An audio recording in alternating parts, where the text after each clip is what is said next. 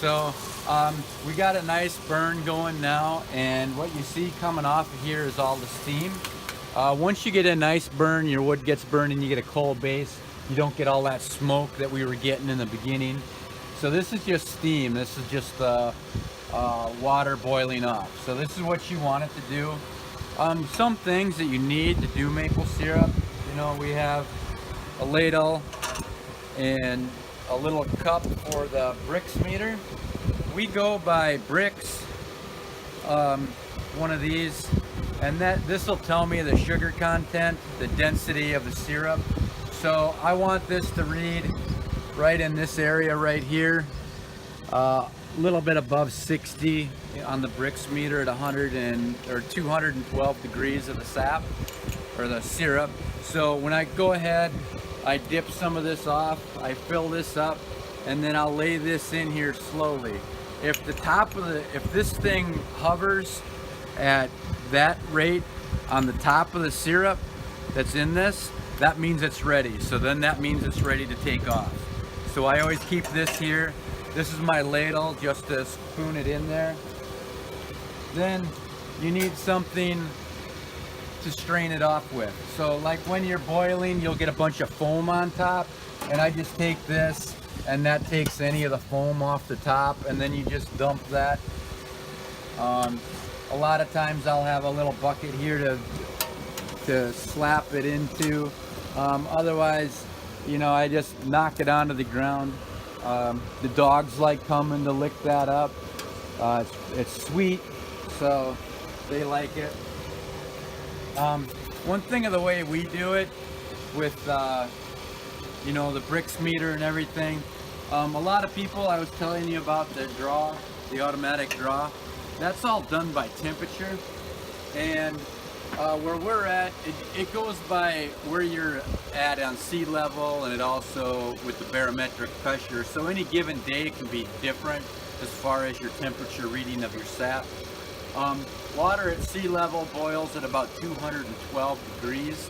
So sap boils at about 7 degrees warmer than that. So the sap would actually boil at about 219 degrees. That's what or the syrup. That's what a lot of people go by. They'll get it to that 219, and then it would automatically draw off and go into another pan to get filtered out. So, you know, depending on what you're making, we're making maple syrup, so we would stick with that 219. Where we're at though, at sea level that we're at, water boils at about 210. So maple syrup for us, when it gets to be syrup, actually is about 117. But like I was saying, at sea level, if you were doing it, like if you wanted to go with what they call sugar snow, which if you've ever read the Little House on the Prairie books, when they're making maple syrup in there, they do like a treat, which is snow with syrup on top of it. That's actually a little bit thicker. So that if you were at sea level, you'd have to get your syrup up to about, I think it's 200, no, yeah. So it's 235 degrees for that. Then if you wanted to go to a soft candy, that's like 238 degrees. And then if you were going to go to make actual maple sugar, that's about 260 degrees is when you want to pull that off. But that's like a dry sugar at that point. So that takes a little bit more of a process because you got to continuously stir it so it doesn't burn and it doesn't clump up into a big rock of candy. But anyway, so what we do though, we've always done just maple syrup.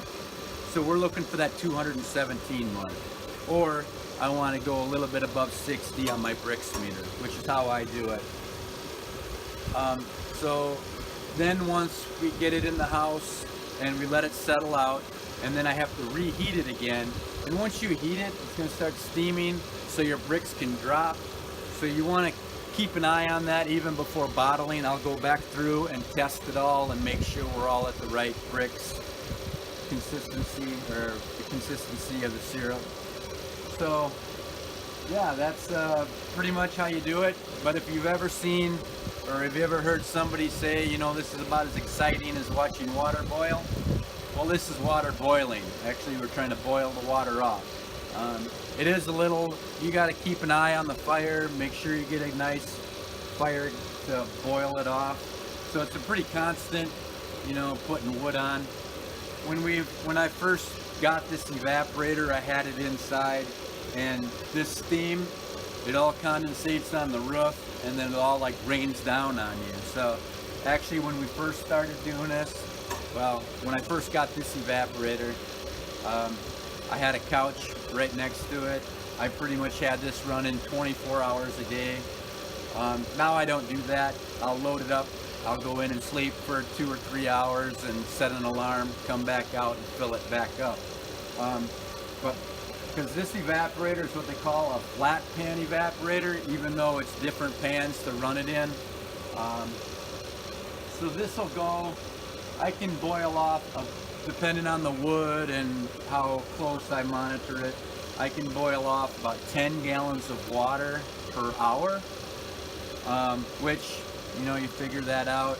If I have a 250 gallon tote, it roughly will take me about 25 hours to burn through an entire tote. So it's a long process to do it. If I had, someday we're thinking, or I'm thinking about getting like a flue pan to add on to this, which is the surface of these pans are just the 2 foot by 3 foot area, and that's all that's being heated.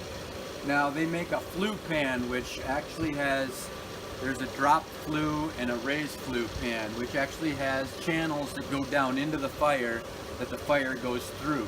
So you actually have a lot more surface area that you're actually boiling off the sap. Those are a lot better.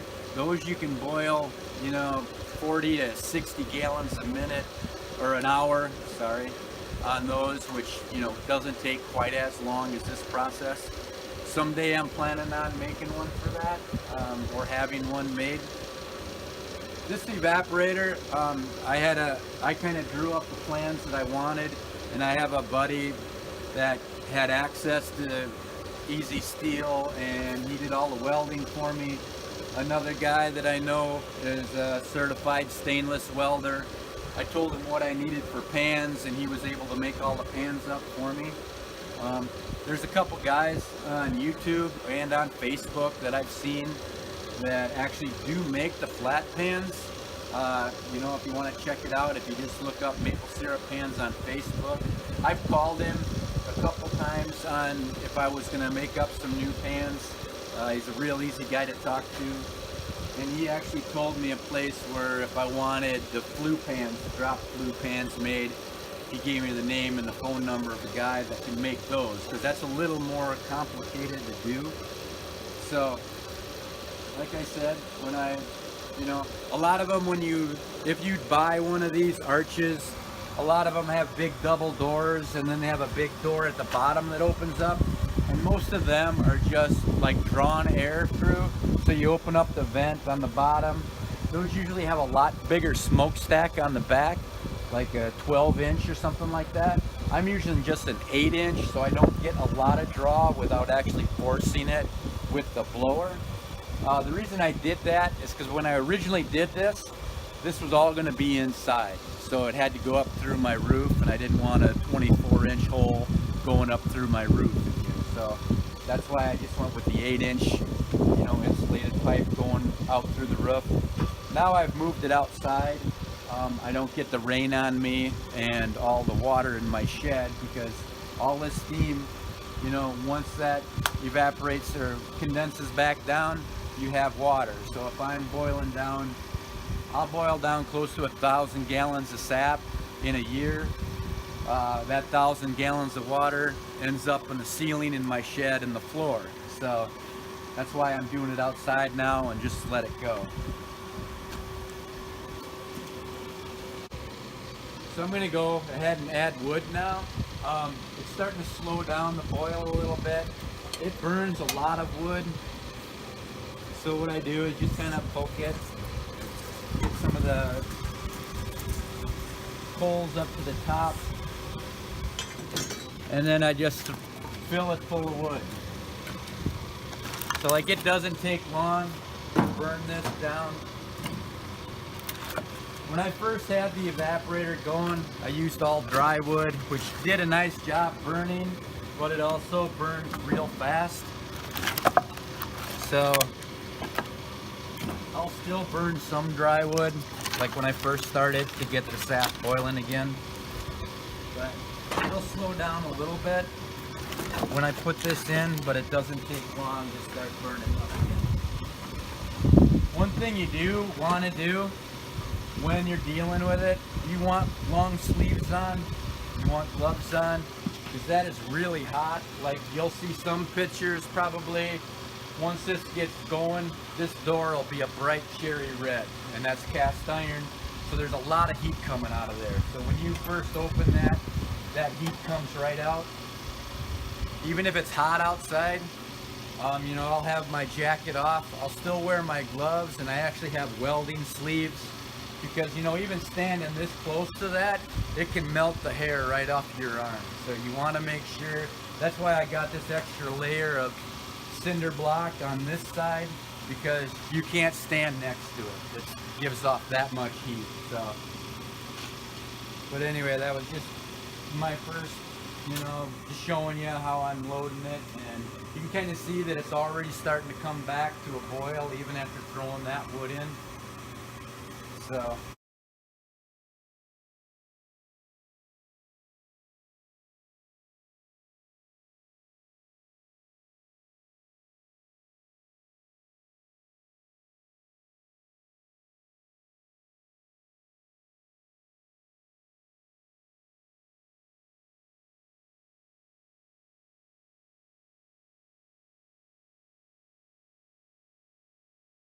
So we're gonna just go ahead, top off all the pans quick, make sure there's enough sap in. We'll go ahead and load it up, and then we shut the blower off, and then we can leave, and we got to go collect sap today yet. So if I go ahead and fill it up, fill these all the way full, and fill the firebox up, that'll just kind of smolder a little bit and keep the sap warm. So when we come back, all we got to do is kick the fan on, the fire will start back up roaring, and add more wood to it. So the way we do that is just go ahead, I'm going to go ahead and unplug it, and slide this over, and just go ahead and pull that out. So now I can put a little bit in front of there. That kind of shuts that damper off a little bit. I'll shut that one, and we'll just go ahead and fill it up quick right before we leave. So this is the same thing I do, like if I want to go and take a nap, I go ahead and do the same thing. So this will be good, it'll keep the sap warm, or actually pretty hot, until we get back. It's usually good for about, this way it's good for about 2 hours without the blower, maybe an hour and a half. Like I was doing before with the blower on, I probably got to add every 7 to 10 minutes. So I'm just going to let this, it really won't boil hard, but it'll keep it hot enough where it keeps steaming. And then I don't have to worry about my pans going empty. If I left that, it would either burn completely out by the time I got back, and the sap would be cold, and I'd be starting almost back from zero again. So this way keeps the sap hot. And I don't know if you can tell by looking at these yet, now that it's not blowing in, it's not real boiling off. But if you look over on, like up here, that's just pure sap coming in up there. It's like, just like water. And then as it comes down through the channels, you can kind of see a different color difference here. And then it's a little different here, and then it just keeps going. When it gets to here, that's where most of it's really condensed already. So, but like just between the difference between this pan and these two pans, you can tell that it's already starting to get thicker, turning more into syrup. So now that I'm leaving, I leave all these valves open on this side. That way, just in case it would start using more, boil down more than what I want it to, it's gonna level all these pans out. So it would have to actually evaporate all of this at one time to dry out the pan. And it won't do that with just at a smolder. There's no way it can do that. So, like I said, we're gonna take off for about an hour, 2 hours to go collect sap, and then we'll be back. So I have to make sure that all these valves are shut off. I've done that before where I forget to shut these off and they just overflow and run all over. So I'm Bill from My Fine Homestead, and thank you for watching part 8 of maple syrup season.